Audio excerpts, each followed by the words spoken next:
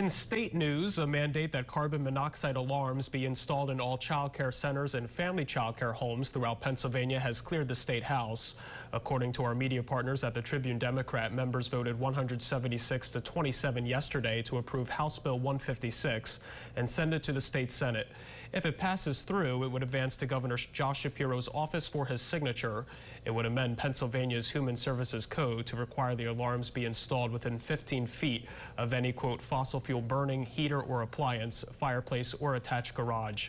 At least one carbon monoxide alarm would be required on each level of a facility.